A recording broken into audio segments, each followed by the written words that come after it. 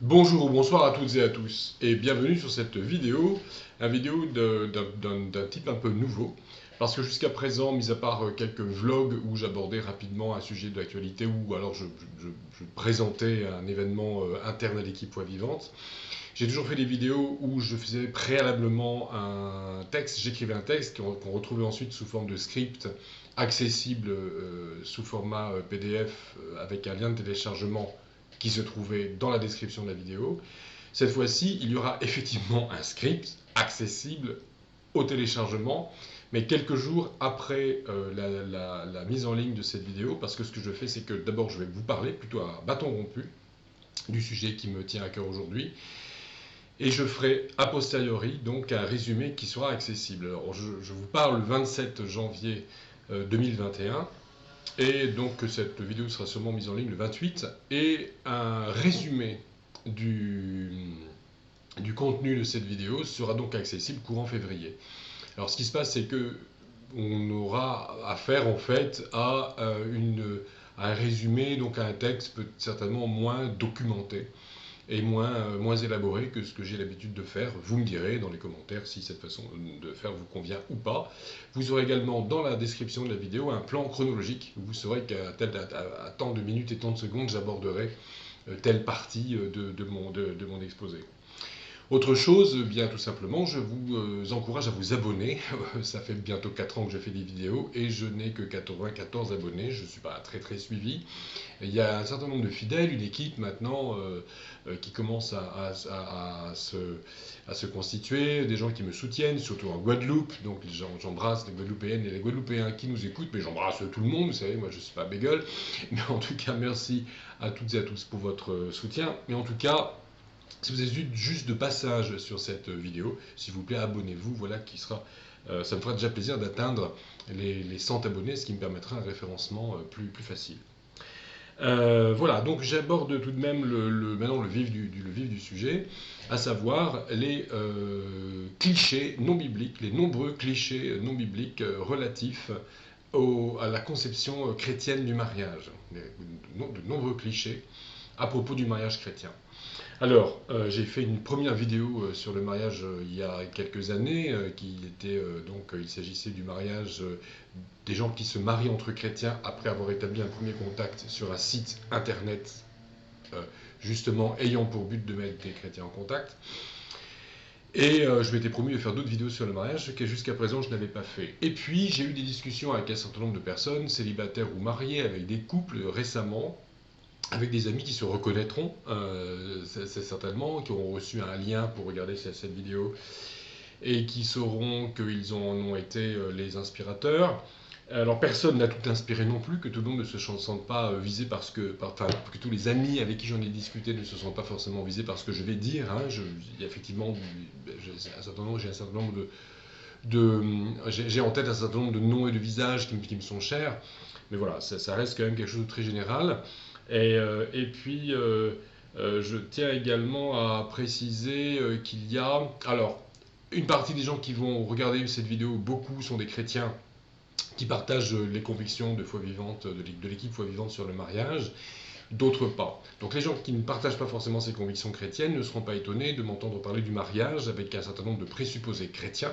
D'abord, il faut le préciser, en tout cas en France depuis 2013, que quand je parle de mariage, il s'agit d'un homme et d'une femme, d'un seul homme et d'une seule femme, et qu'il s'agit également d'une conception du mariage où en théorie, enfin en tout cas de la conception chrétienne du mariage, c'est un mariage qui n'est consommé qu'une fois officiel, c'est-à-dire les chrétiens sont appelés par leur foi et par le commandement de Dieu à ne pas avoir de relations sexuelles en dehors du mariage, donc pas avant le mariage. Donc c'est aussi important pour un certain nombre de choses, de points que je vais développer dans cette vidéo. Ceux qui ne vivent pas, qui n'ont pas vécu les choses de cette façon, peuvent tout de même être à l'écoute de ce qu'un chrétien a à leur dire sur cette question, sur la question du mariage, et puis peuvent être tout à fait libres aussi de faire des commentaires et d'émettre des critiques constructives sur ce qu'ils auront entendu. Alors, voilà, de nombreuses fausses idées, me semble-t-il, sont parfois même, enfin, sont crues chez les chrétiens, et il y a encore quelques heures de ça. J'ai lu sur les réseaux sociaux des chrétiens qui échangeaient donc sur une page Facebook. Il y a un sujet qui a été proposé sur le célibat. Est-ce qu'il est bon d'être célibataire quand on est chrétien? Et puis la réponse est de dire bah non, puisque de toute façon Dieu nous crée avec l'idée que chaque homme a une femme qui lui est destinée par Dieu, et une femme doit savoir qu'il y a un homme qui a été créé pour elle. Alors, donc, la première idée reçue, c'est l'idée des âmes sœurs. Même si on ne dit pas les choses comme ça, il y a quand même l'idée chez de nombreux chrétiens que chacun aurait sa chacune, et que Dieu créerait chaque homme et chaque femme en ayant prévu un appariement, si je puis dire. Alors j'ai deux choses à dire sur cette conception des âmes sœurs. Deux choses principalement. La première des choses, c'est que cette conception n'est absolument pas biblique et qu'on ne trouve nulle part dans la Bible la moindre trace de l'idée selon laquelle moi, par exemple, en tant qu'homme, j'aurais été créé parallèlement à une femme qui aurait été créée pour moi. Il n'y a rien dans la Bible qui dise ça. Et la deuxième chose, c'est que cette conception peut générer des souffrances incroyables. Alors, donc, grand 1, les âmes sœurs, petit a, c'est une conception non biblique. Alors, cette conception est extrêmement ancrée. Le mot âme sœur, tout le monde sait de quoi il s'agit. Il y a une autre conception que je ne nommerai pas pour ne pas lui faire de la pub. Mais alors, sur les réseaux sociaux, sur Internet, maintenant, il y a une conception New Age qui est en plein essor, qui reprend l'idée d'âme sœur alors, comme d'habitude dans New Age, on en fait les caisses, mais qui a repris en l'amplifiant énormément ce concept d'âme sœur. Et malheureusement, ça touche aussi les chrétiens. Du coup, ça redonne aux chrétiens un regain d'intérêt pour cette conception du fait que chaque homme aurait une femme qui aurait été créée pour lui, pour elle. Cette conception de l'âme sœur vient du paganisme grec. Donc on sait très exactement d'où ça vient. Ça vient de Platon et d'une œuvre donc d'une œuvre de Platon qui date me semble-t-il, du 5e siècle avant notre ère, comme quoi je suis moins documenté que dans les vidéos précédentes. Je suis plus à bâton rompu, mais enfin je me trompe de peu, me semble-t-il. Et il s'agit dans l'œuvre de Platon d'une œuvre en particulier qui s'appelle Le Banquet. Et j'ai eu la surprise, il y a quelques jours, de voir ceci chez ma fille. Ça lui a été offert par un ami. Donc le Banquet de Platon a été remis au goût du jour par cette vidéo de Raphaël Enthoven et de Coco, d'après l'œuvre de Platon.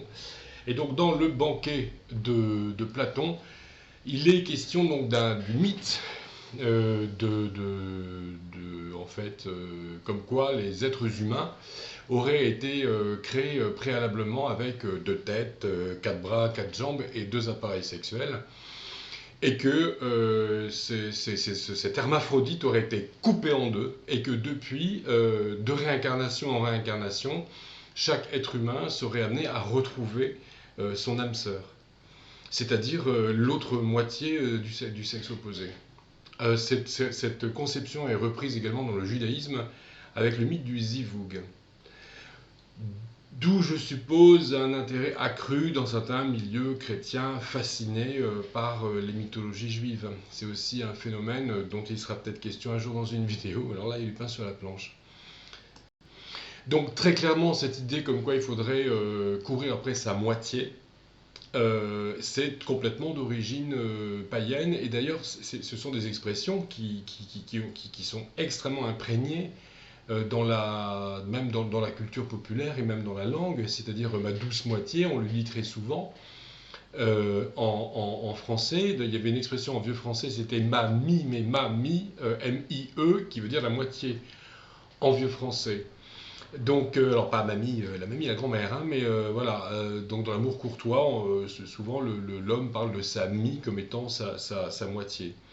En espagnol, je crois savoir qu'on parle de l'être aimé comme de la medad de la manzana. Alors, les hispanistes et autres hispanophones qui regardent cette vidéo pourront éventuellement me corriger si je me trompe, ou me donner raison si j'ai raison. Mais en tout cas, il y a cette idée de l'autre moitié. Rien bibliquement, la source est connue, encore une fois, la source est païenne. Alors, Pourquoi est-ce que ça fait du mal? Ça fait du mal déjà parce qu'on s'oblige à une croyance qui n'est pas biblique, et nous, chrétiens évangéliques, sommes censés adhérer au principe du sola scriptura par l'écriture seule. Et donc nous ne sommes pas censés fonder nos croyances et nos pratiques sur des sources extra-bibliques, et certainement pas sur le banquet de Platon. C'est aussi simple que ça à la base. Alors après, il y a quand même l'idée de dire, mais Dieu a un plan pour nos vies, mais que Dieu a un plan pour nos vies, c'est une réalité, mais qui ne doit pas cacher d'autres réalités, à savoir notre libre arbitre. Il y a des façons d'exercer le discernement. Donc à la fin de cette vidéo, vous aurez un lien vers une autre vidéo que j'ai réalisée sur le discernement, comment faire pour discerner la volonté de Dieu, et comment faire pour discerner si cette personne du sexe opposé est bien une personne avec qui je peux construire mon avenir. Je dois faire les choses, je dirais, main dans la main avec Dieu. Mais ça ne veut pas dire que Dieu a prévu une personne pour moi. Et ça, c'est très important de le dire. Parce qu'on risque ensuite de ça de se retrouver dans des idées comme quoi, bon, par exemple, le célibat, ce ne serait pas une bonne chose. Comme quoi, un célibataire, il ne chercherait pas sa moitié, pourtant Dieu a créé quelqu'un pour lui, et il y a quelqu'un d'autre qui va se retrouver seul par sa faute s'il ne cherche pas, s'il ne fait pas sa part. Et c'est aussi une façon, du coup, de décrédibiliser ou de regarder de travers les chrétiens qui jugent opportun de rester célibataires, par exemple. Il y a aussi l'idée que, et ça nous y reviendrons un peu plus tard dans la vidéo, qu'un deuxième mariage, ce serait une sorte de mariage au rabais, puisque a priori ce serait plutôt le premier conjoint qui aurait été la moitié prévu par Dieu, et puis après on ramasse les morceaux, quoi, quand on fait des mariages, quand on fait ce qu'on appelle horriblement des remariages. Donc, alors, encore une fois, cette idée de moitié, il y aurait une femme, moi qui suis un homme, il y aurait une femme dans ma vie, où une femme pourrait dire il y a un homme qui est fait pour moi. Et si on se retrouve veuf ou veuve, on a tout à fait le droit de se remarier. Et le deuxième conjoint, c'est quoi? Le divorce, c'est une réalité chez les chrétiens. Et ça aussi, il faudra en reparler. J'en parlerai aussi dans la vidéo. Le fait des divorcés qu'on regarde de façon avec suspicion. Donc finalement, tout ce que je vais développer maintenant dans cette vidéo est finalement lié, pratiquement tout, avec la notion d'âme sœur. Tout d'ailleurs, je regarde mon plan et je vois que cette notion d'âme sœur, finalement, a impacte, j'aime pas trop cet anglicisme, mais je trouve rien de mieux, cette notion d'âme sœur impacte finalement toutes les conceptions, toutes ces fausses conceptions du mariage ont à leur source cette idée d'âme sœur. Je me rends compte de ça au fur et à mesure que j'en parle, parce que oui, je me rends compte que finalement tout est lié à ce concept platonicien, païen, non biblique. Alors deuxième idée reçue, liée à la première, c'est la notion du conjoint qui serait servi sur un plateau. Alors j'en parle dans la vidéo sur le mariage chrétien par Internet. En fait, il suffirait d'attendre que Dieu nous envoie l'âme sœur. Alors j'en parle dans la vidéo précédente, il y a plusieurs années, où je parlais dans cette vidéo d'un monsieur que je connais bien et qui à une époque donc était célibataire et qui voulait pas rester, mais qui prévoyait quand même de se faire muter au fin fond de la campagne et d'acheter une petite maison dans le département où je vis, en Isère, où effectivement, moi j'habite moi-même à la campagne, mais en tout cas, si on est loin des grandes villes, en France, si on veut se marier avec une personne qui partage notre foi chrétienne, évangélique, il vaut mieux quand même faire partie non seulement d'une église relativement importante, mais également d'un endroit où il y a d'autres personnes, d'autres églises, et où ça brasse démographiquement, si je puis dire. Et donc ce monsieur avait demandé à une dame de son assemblée conseil par rapport à l'achat de cette maison, et la dame lui avait dit, mais de toute façon, alors c'est du réchauffé pour ceux qui ont regardé l'autre vidéo, la première vidéo, mais les propos qu'elle a tenus me semblent tout à fait irresponsables. Elle lui a dit, mais de toute façon, si Dieu a prévu quelqu'un pour toi, tu peux toujours aller vivre dans une grotte au Népal, tu rencontreras cette personne. Donc voilà, l'idée liée à l'idée que Dieu a prévu quelqu'un, liée aussi à l'idée de la je dirais, de la providence méticuleuse, du fait que Dieu prévoit tout et fait tout à notre place, dans une mauvaise conception de la providence méticuleuse, parce que certaines personnes croient à la providence méticuleuse sans pour autant croire que Dieu fait tout à notre place. Enfin voilà, je tiens aussi à relativiser certaines conceptions théologiques. N'empêche que cette idée que Dieu va me servir mon conjoint sur un plateau est fausse. Elle est fausse, et je vais répéter ce que j'ai dit dans l'autre vidéo. Eh bien, je travaille, j'ai mangé à midi. Là, j'ai un verre à ma disposition avec une boisson que j'ai achetée. C'est de l'eau de coco, je précise. J'ai des vêtements sur le dos. Là, je suis dans mon bureau. Derrière moi, j'ai des livres, des machins que j'ai achetés. Et pour avoir de l'argent et pour avoir de la nourriture, pour pouvoir me vêtir, je travaille. Alors ça choque personne. Mais pourtant, si Dieu pourvoit à tout, je ne devrais pas aller bosser. Donc, dans le même ordre d'idée, si je suis malade, là j'ai rendez-vous, là je vais t'interrompre l'enregistrement de la vidéo parce que j'ai rendez-vous dans moins d'une heure, parce que là j'ai une grosse sciatique. Ben, je vais aller à la pharmacie, puis je vais aller aussi chez quelqu'un qui va me soigner, chez un ostéopathe en l'occurrence. Je prie pour être soulagé de mes douleurs, mais je vais aussi chez le médecin. Donc, dans le même ordre d'idée, ben, je fais aussi ce qu'il faut pour trouver un conjoint, une conjointe, un mari si je suis une femme, une femme si je suis un homme. Ça s'arrête là, je veux dire. Donc cette idée du conjoint de service sur le plateau, c'est totalement ridicule, et c'est certainement pas biblique, et c'est irresponsable, surtout quand on a des responsabilités comme cette dame en avait dans une assemblée. C'est irresponsable de dire aux gens, mais va t'enterrer, de toute façon tu trouveras cette personne. Donc il faut arrêter, de culpabiliser parce que on a envie effectivement de rencontrer des gens, de participer à des week-ends de célibataires. Et il faut arrêter également de faire culpabiliser les gens qui font appel par exemple à des réseaux sociaux chrétiens pour établir un premier contact avec quelqu'un ensuite qu'ils rencontreront dans le but peut-être de se marier. Et on fait culpabiliser aussi, là je fais un gros clin d'œil à un ami, qui se reconnaîtra et qui est en souffrance actuellement parce qu'on lui fait la misère dans son milieu chrétien, parce qu'il a épousé une dame avec qui il a eu un contact, un premier contact par un site internet. Et on lui casse les pieds avec ça, il n'y a vraiment pas de quoi. Donc voilà. Troisième idée reçue, il suffirait d'être chrétien. Il est chrétien, elle est chrétienne, alors vas-y, fonce. Si vous prévoyez de vous marier et que vous entendez dire, vous hésitez, cette personne vous fait les yeux doux, vous êtes amoureux, vous êtes brûlant de désir, bon, la personne sert le Seigneur, vous servez le Seigneur, vous voulez servir le Seigneur ensemble, allez-y, foncez. Bah non. Non, Gary Chapman, auteur d'un excellent livre que je ne vais pas vous montrer parce qu'on l'a prêté, je l'ai rendu, mais qui s'appelle Les langages de l'amour, qui est un pasteur évangélique américain, dit, lui, il préconise, alors il ne va pas de main morte, il préconise 2 ans avant de se marier pour être bien sûr de connaître la personne, évidemment sans vivre sous le même toit et sans consommer.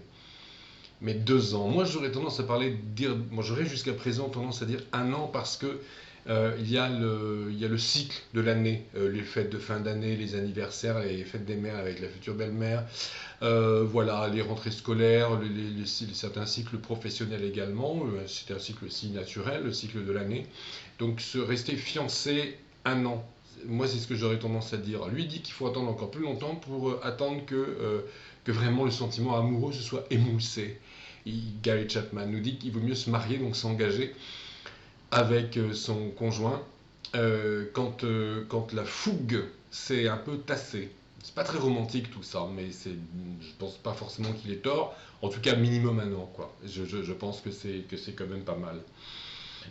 Donc non, il ne suffit pas d'être chrétien. Et moi, je retiens cette phrase du poète et théologien anglais du XVIIe siècle, qui s'appelait John Milton, qui a dit quelque chose comme un mariage heureux, c'est une conversation assortie.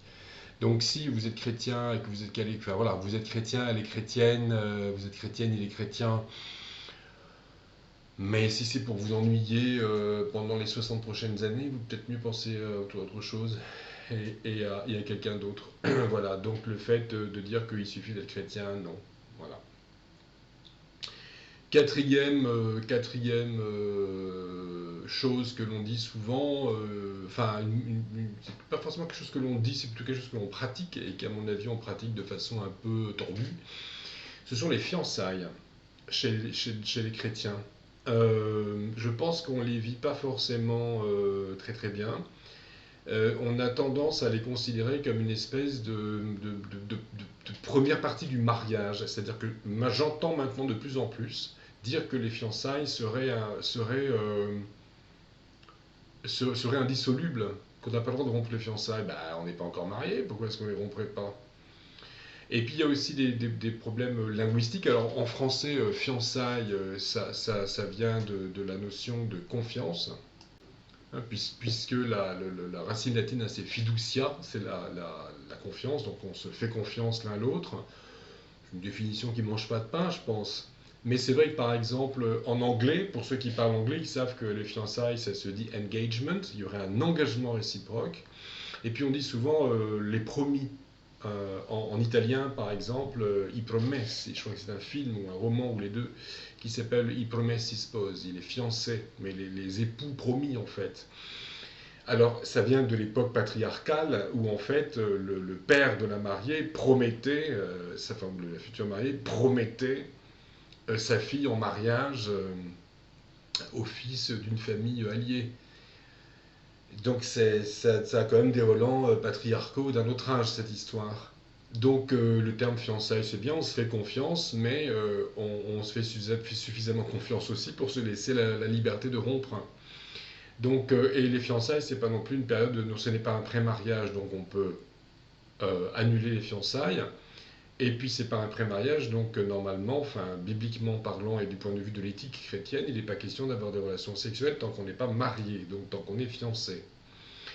Et la période de fiançailles, à quoi devrait-elle servir? Elle devrait servir tout simplement à ce que les gens sachent qu'on est plus ou moins, enfin on est en couple de fiancés chrétiens, dans le sens chrétien du terme. C'est-à-dire que si on invite l'un, on invite l'autre, par exemple. C'est-à-dire qu'on ne s'étonne pas quand même si Norbert et Aurélie se donnent la main ou si s'assoient tout le temps côte à côte au culte. On ne tourne plus, les autres personnes célibataires ne tournent plus autour de l'un ou de l'une. Donc on respecte cette période de fiançailles, mais on ne fait pas non plus un scandale si finalement ces fiançailles sont révoquées. Et les deux peuvent rester dans la même assemblée sans aucun problème normalement. Ils ne doivent pas non plus devenir ennemis. Il ne va pas non plus y avoir de problème ensuite de ça, de gens qui se mêlent de leur vie ou que sais-je. Donc voilà ce que c'est que les fiançailles, c'est une période donc qui devrait à mon sens durer quand même, enfin en tout cas entre des gens, pour des gens qui se connaissent peu, c'est quand même bien que ça dure suffisamment longtemps, quand tout de toute façon se fréquente pendant au moins une année, comme je vous disais, 2 ans d'après Gary Chapman. Après ça dépend de l'âge des personnes également, voilà, bon, bref, ça dépend ici on ne peut pas en faire des lois non plus, ce sont simplement des conseils de bon sens, hein. Mais donc les fiançailles sont importantes et elles ne sont pas un pré-mariage, elles n'engagent à rien, elles engagent surtout les gens, enfin elles engagent aussi les gens autour à respecter le couple de fiancés en tant que couple de fiancés. Alors j'en viens à mon 5e cliché qui sont les célibataires suspects. Il serait bizarre d'être célibataire. Encore une fois, c'est dû à l'idée qu'on aurait une âme sœur, j'en parlais tout à l'heure. Ça serait quand même bizarre de voir des gens célibataires quand on sait que c'est pas le plan de Dieu. Ah bon? Bah Paul dit, hein, c'est bien, ceux qui peuvent rester comme moi célibataires qu'ils le fassent s'ils peuvent. S'ils manquent de continence, c'est-à-dire s'ils brûlent sexuellement, s'il leur est difficile d'assumer la solitude affective, sexuelle, eh bien qu'ils se marient. Mais il y a un état particulier, un état qui est particulièrement mis en valeur par Paul, c'est le célibat.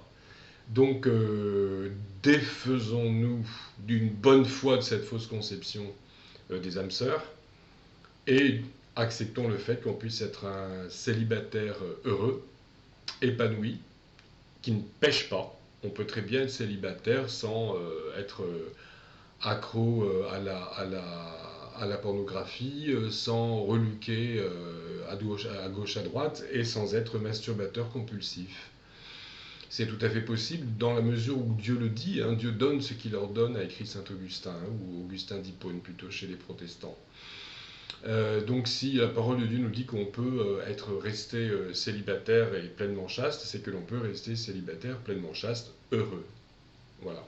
Alors il y aurait aussi une question, ça serait la question du don du célibat. C'est une question que, alors c'est quelque chose que je mets beaucoup entre guillemets.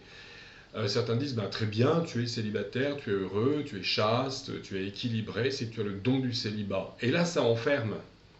Parce que la personne à qui on dit tu as le don du célibat, ben après si finalement elle décide à 40, 50 ou 60 ans de se marier, notamment des fois à la retraite, les gens avaient une vie bien remplie professionnellement, et puis se rendent compte qu'à 65 piges, que ça commence à devenir compliqué. Pourquoi pas se marier en première noce à 65 ans, voire plus si affinité. Tout est possible. Alors ça paraît bizarre, il avait le don ou elle avait le don du célibat, mais qu'on fiche la paix aux gens avec leur vie privée. De ce point de vue-là, je ne sais pas ce que c'est que le don du célibat. Voilà. Donc ça aussi, les célibataires seraient suspects, ils auraient le don du célibat quand même, peut-être certains d'entre eux, mais ça les enfermerait dans le célibat dans ces cas-là. Encore une fois, il faut se méfier de choses qui ne sont que des clichés. Alors, il y a aussi une chose qu'il faut arrêter de faire, c'est que quand les gens sont célibataires, qu'on leur dise « Alors, quand est-ce qu'on mange des dragées hein, quand est-ce que tu nous en ramènes une Quand est-ce que tu nous en ramènes un ?» Fichez-leur la paix. Que chacun s'occupe de sa propre vie privée. Si nous voyons des gens qui sont célibataires et qui semblent en souffrir, ben voilà, si on est assez proche pour en parler, on peut poser la question. Parlons-en. Est-ce que ça va, toi ben, t'as 30 ans là maintenant, ou 25, ou 20. Et puis voilà, tu es seul, enfin, je pense qu'il y a peut-être une certaine solitude affective, est-ce qu'on peut en discuter? Mais le harcèlement tous les dimanches matins en sortant du culte ou chez Tante Gertrude autour du gigot flageolet systématiquement, bah alors quand est-ce que ça, il faut que ça cesse, et c'est dans les milieux chrétiens en particulier parce que c'est contraire à l'éthique biblique. L'éthique biblique ne nous dit absolument pas qu'il faut harceler les célibataires. L'éthique biblique nous dit que le célibat, c'est une bonne chose. Maintenant, si les gens souffrent, il est bon aussi de les accompagner, mais pas d'inventer des souffrances là où il n'y en a pas. Encore une fois, donc voilà un cliché. Donc le célibataire en souffrance ou le célibataire qui devrait, parce qu'il a un don, être enfermé dans son célibat. Autant de clichés non bibliques dont il faudrait se débarrasser. Alors maintenant, un autre cliché, une fois que le mariage a été célébré, juste après que le mariage a été célébré, il y aurait encore une chose, enfin c'est encore une conception qui me semble tout à fait erronée, qui met la pression sur les gens, c'est, alors excusez-moi d'aborder un sujet aussi délicat, c'est celui de la nuit de noces. Alors, il existe, et c'est un phénomène que j'ai vécu moi-même, des cas où le lendemain du mariage, le marié a droit à un petit sourire entendu d'un des pasteurs de l'assemblée. Alors, ça, il faut arrêter. Il faut arrêter, le concept de nuit de noces doit être aboli. Je milite pour la suppression de la nuit de noces. C'est-à-dire qu'en fait, c'est un cliché chrétien pour le coup, puisque maintenant l'immense majorité des gens, s'ils sont pas vraiment pris dans une éthique religieuse, qu'elle soit chrétienne ou autre, il y a quand même l'idée, enfin dans la société en général, on se marie souvent après quand on se marie après des années de vie commune, voire la naissance d'un ou de plusieurs enfants. Ce n'est pas le cas chez les chrétiens conservateurs au sens où ils conservent l'éthique biblique. Donc des gens qui se sont retenus sexuellement, qui se marient en France, alors il y a peut-être d'autres traditions dans d'autres pays francophones où on écoute cette vidéo, ou dans des pays non francophones où cette vidéo sera écoutée. En tout cas en France, l'immense majorité des mariages sont célébrés les samedis. Donc, et il est même compliqué parfois de tenir de la mairie, qu'elle soit disponible le samedi matin. Donc du coup, on se marie souvent le samedi après-midi, la fête du mariage, encore une fois, je pense qu'à 15% des cas, a lieu le samedi soir et dans la nuit du samedi au dimanche. Et très souvent, j'ai vu les couples de mariés venir au culte le dimanche matin, mais arrêtez, ne venez pas au culte, vous vous mariez le samedi, ne venez pas au culte le dimanche. Et du coup, ils ont droit à des petits sourires entendus, voilà. Et c'est épouvantable. On s'attend, il y a une pression épouvantable mise sur les gens pour qu'ils aient des relations sexuelles à un moment donné précis, après avoir fait la nouba, avec évidemment toutes les inhibitions, etc.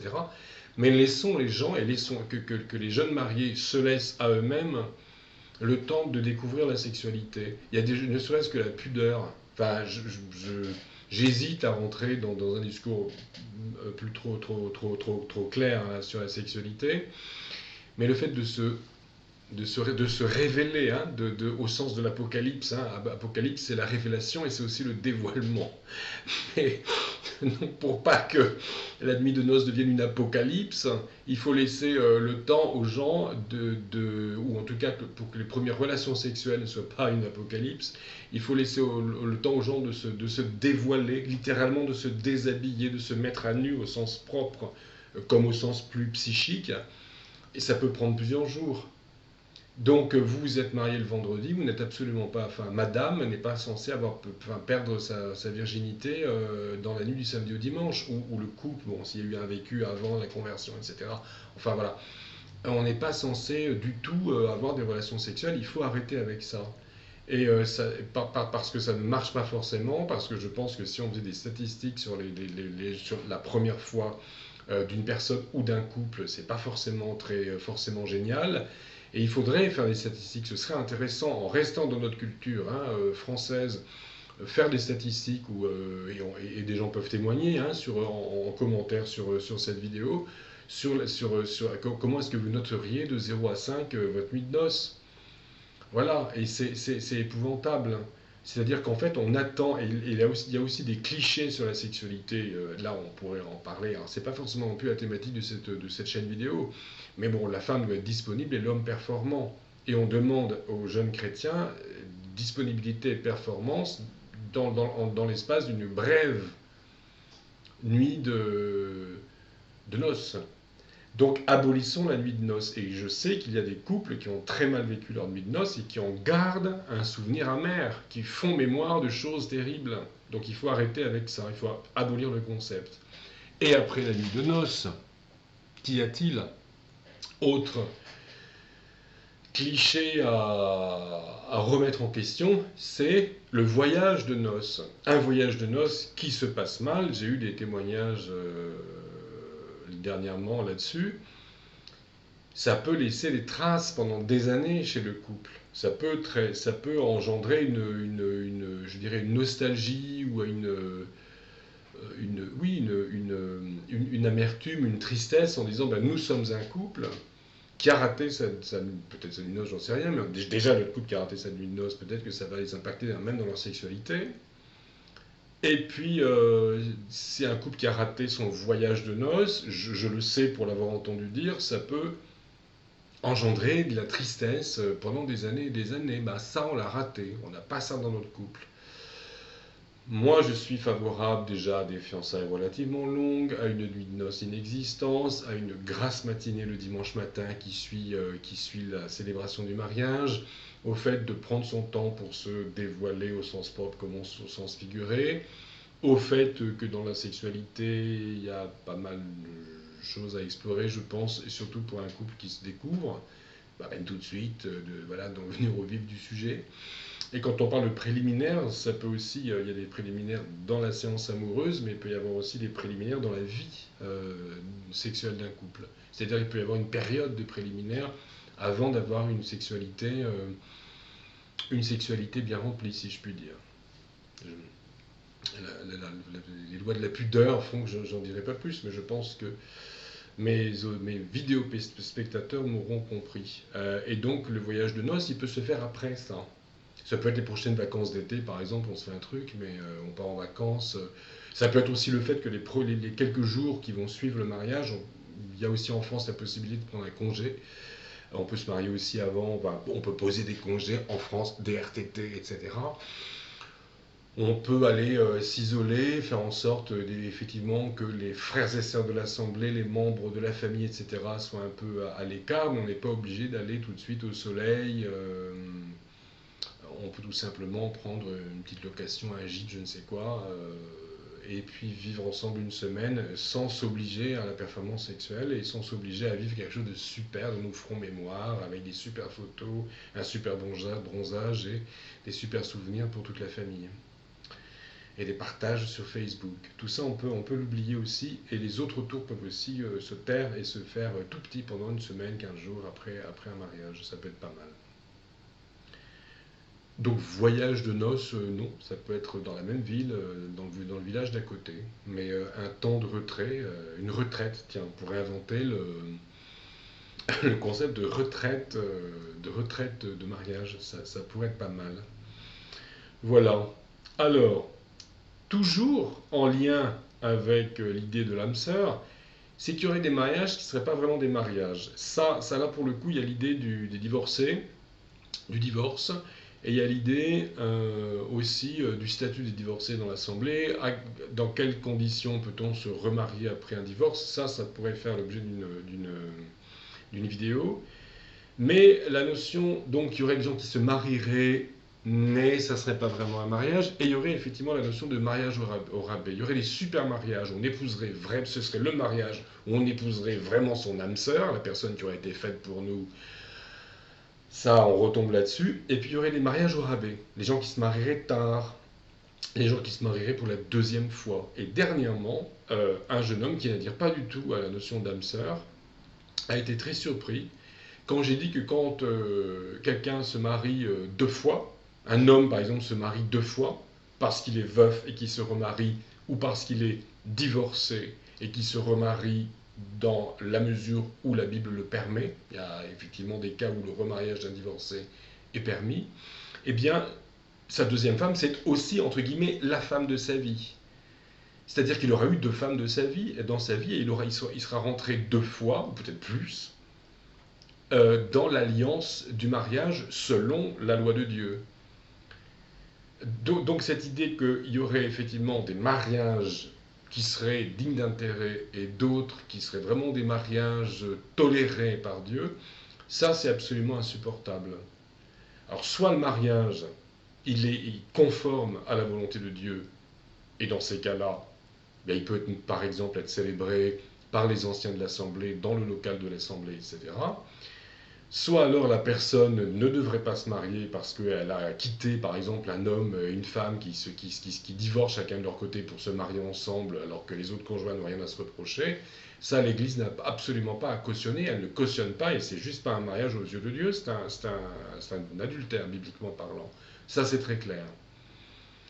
Mais à partir du moment, à partir du moment où il y a vraiment entré dans l'alliance biblique du mariage selon l'institution biblique du mariage, eh bien, c'est un mariage.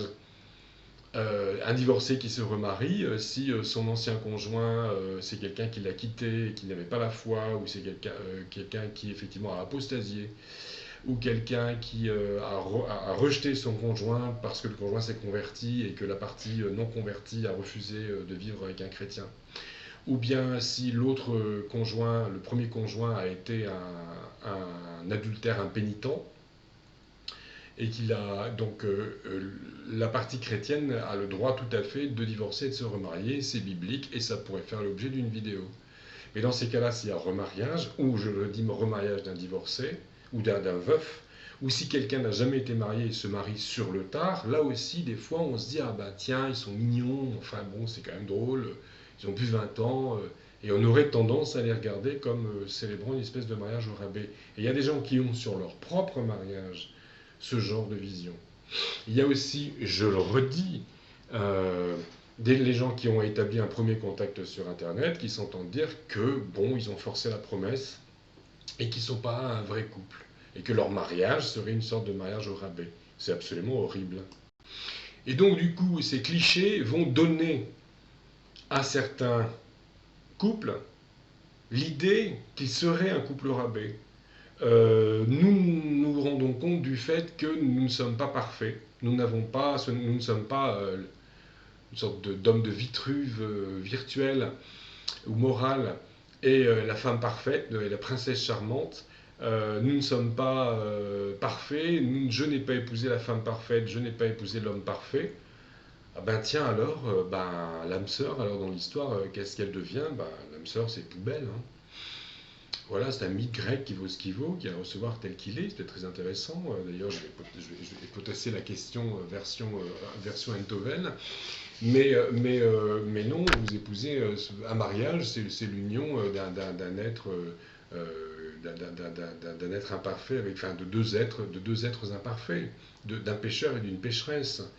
Donc votre mariage n'est pas un mariage au rabais parce que vous avez épousé quelqu'un qui n'est pas parfait et parce qu'il y a des difficultés.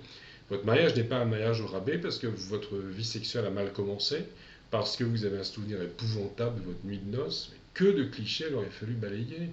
Et si vous êtes marié depuis des années, que vous torturez à cause de ces clichés, mais sachez que c'est des clichés. Renoncez à ces clichés, cessez d'y croire et portez sur votre mariage, sur votre union, un regard plus conforme à la réalité, plus rationnel, plus raisonnable et plus conforme à la parole de Dieu qui vous dit que vous êtes un pécheur et une pécheresse responsables devant Dieu et engagés ensemble dorénavant dans un processus de sanctification, sachant que ce processus où vous êtes en communion dans la sanctification, ça reste quand même fondamentalement un processus individuel, hein. L'homme, la femme avancent chacun devant Dieu dans la sanctification et ils s'épaulent pour avancer ensemble. Mais on ne recherche pas la perfection. Enfin, on ne recherche pas la perfection, on vise la perfection en sachant qu'on ne l'atteindra qu'auprès du Seigneur.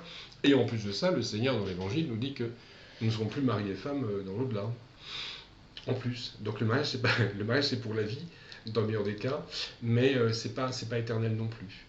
Donc votre mariage n'est pas un mariage au rabais si c'est un deuxième mariage, votre mariage n'est pas un deuxième rabais si ça s'est mal passé au départ, votre mariage n'est pas un mariage au rabais si vous vous rendez compte que vous n'avez pas épousé votre âme sœur et que monsieur n'est pas le prince charmant et que madame n'est pas la femme parfaite. Voilà. Si vous avez des difficultés dans votre couple, n'allez pas croire que c'est une malédiction parce que vous avez établi un premier contact sur Internet. N'allez pas croire, n'allez pas voir dans le fait d'avoir raté votre nuit de noces, votre voyage de noces, un signe comme quoi vous n'auriez pas épousé la bonne personne.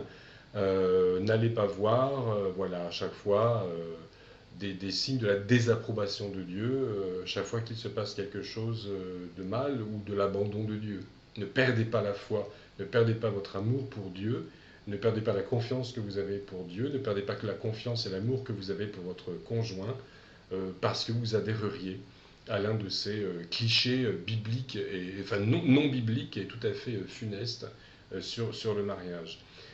Dernier cliché que je voudrais aborder, c'est celui du fait que les divorcés seraient des gens peu fiables, qu'il faudrait regarder avec suspicion. Alors ça s'estompe sans doute le fait que les divorcés, il y en a de plus en plus.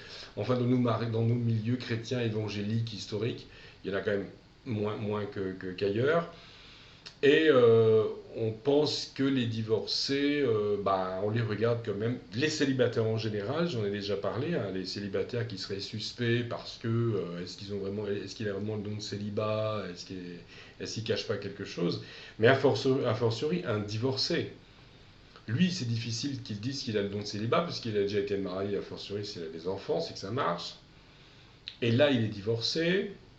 Est-ce que finalement il se remarie pas parce qu'il se l'interdit parce que voilà, bibliquement on peut pas forcément se remarier après un divorce. C'est vrai qu'un remariage n'est pas toujours licite. Mais dans ces cas-là, comment est-ce qu'il fait? Comment est-ce qu'il vit? Est-ce qu'il est pas un peu suspect? Ou est-ce qu'elle n'est pas un peu suspecte?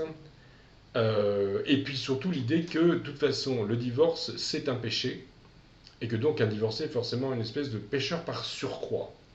Et ça, il faut revenir là-dessus. Le divorce serait un péché. Alors, parlons peu, parlons bien. Le divorce, c'est un acte prononcé par un tribunal qui fait que le mariage civil est dissous. Et effectivement, les divorcés, enfin, à part des cas extrêmement rares, mais les divorcés, ils vivent plus sous le même toit. Donc, est-ce que le fait de plus vivre déjà sous le même toit que son ex-conjoint, est-ce que ça, c'est un péché? Est-ce que le fait de demander à un tribunal ou de subir le fait, parce qu'on peut ne pas demander de divorce et le divorce peut être obtenu, après 2 ans en France actuellement, après 2 ans de séparation, un conjoint, même celui qui est parti, peut demander la dissolution du mariage. Après, je pense qu'il y a encore un temps de procédure. Mais après 3 ans de vie, 3 ans de séparation, on peut subir un divorce qu'on n'a pas voulu, c'est-à-dire subir l'acte légal. Et puis on peut subir aussi le fait que le conjoint s'en va, alors on aurait voulu rester avec, ou bien on est peut-être parti de chez un conjoint parce qu'on subissait sa violence, ou parce que les enfants subissaient la violence, ou parce qu'on subissait ses adultères. Et non, dans un divorce, il n'y a pas forcément 50-50. Chacun est responsable individuellement devant Dieu. Donc, le divorcé n'est pas forcément quelqu'un de peu fiable, il n'est pas forcément plus pécheur que vous. Il a peut-être effectivement commis des péchés qui ont conduit au divorce, mais peut-être qu'il s'en est repenti autant que vous vous en êtes repenti. Est-ce que vous vous êtes repenti des péchés que vous commettez dans le cadre de votre mariage? Et puis peut-être aussi, encore une fois, que cette personne, elle a subi des choses et qu'elle n'a pas 50% de responsabilité dans sa situation. Donc nous en revenons toujours à cette notion de paille et de poutre, hein, comme nous dit Jésus. Avant de t'intéresser à la paille qui est dans l'œil de ton prochain, intéresse-toi à la poutre qui est dans ton œil à toi. Et toujours aussi cette notion de ne pas juger le serviteur d'autrui. Vous ne savez pas forcément ce qu'a vécu le ou la divorcée, qui se trouve en face de vous ou de l'autre côté de la webcam, puisque j'ai moi-même vécu un divorce. Maintenant, pourquoi, comment, quand, qu'est-ce que j'en fais, où en suis-je dans ma relation avec Dieu? On peut se poser ces questions sur autrui, qu'il soit divorcé ou pas. Voilà, donc, alors j'ai vécu ça tout récemment, où j'étais prêt à conseiller, à accompagner un célibataire qui vit mal son célibat, ce que je fais régulièrement. Et là, cette personne m'a fait dire par un ami, cette personne m'a fait dire par un ami commun que finalement, elle renonçait à me rencontrer parce qu'elle a appris que j'étais divorcé. Enfin, j'ai vécu cette expérience du divorce et que donc je ne dois pas être fiable pour parler de ces choses-là. Là, je vais vous quitter parce que je dois aller voir un ostéopathe à cause de ma lombalgie. Maintenant, la question que je peux me poser, c'est que cet ostéopathe, est-ce qu'il a déjà été malade? Est-ce qu'il est fiable pour soigner ma lombalgie, sachant qu'il a peut-être... si déjà lui-même, il n'est pas parfait dans ses postures et qu'il a déjà eu mal au dos, peut-être qu'il n'est pas à même de me soigner ma lombalgie, ou peut-être que le fait qu'il ait fait de lombalgie et des sciatiques va faire qu'il va être d'autant plus compréhensif et qu'il va pouvoir mieux m'aider. On peut voir ça comme ça aussi, quelqu'un qui a vécu un échec dans sa vie matrimoniale pourra peut-être aider la personne à pas faire les mêmes bêtises. On peut dire aussi, celui-là, il n'a pas en tout cas réussi une vie de couple, donc ça lui est difficile de donner des conseils. Alors, il y a une époque où j'ai été pasteur pendant quelques années, et je me souviens qu'une amie qui regardera peut-être cette vidéo, de toute façon elle va recevoir le lien, maintenant elle regardera peut-être jusqu'à la 48e minute, elle se reconnaîtra, puisque cette sœur en Christ m'a dit, mais de toute façon en tant que pasteur, ton rôle c'est pas forcément de donner l'exemple dans toutes les situations, mais c'est de dire la vérité. Voilà. Et ça c'est très important aussi, c'est d'exhorter les gens à vivre l'évangile. Un autre ami me disait dernièrement, dans le cadre d'un conflit, si tout le monde se soumet à l'évangile, tout se passe bien. C'est un peu schématique, mais c'est quand même pas faux. Et que finalement, si quelqu'un, quel que soit son vécu, est là pour vous exhorter à mettre l'évangile en pratique, ben, tout va bien. Pour peu qu'il le fasse dans sa propre vie. Et on peut aussi être célibataire, divorcé, et mettre l'évangile en pratique dans sa vie. Voilà. Donc n'hésitez pas à faire des commentaires. Et puis, bien tout simplement, comme je le dis d'ordinaire, que le Seigneur nous accompagne.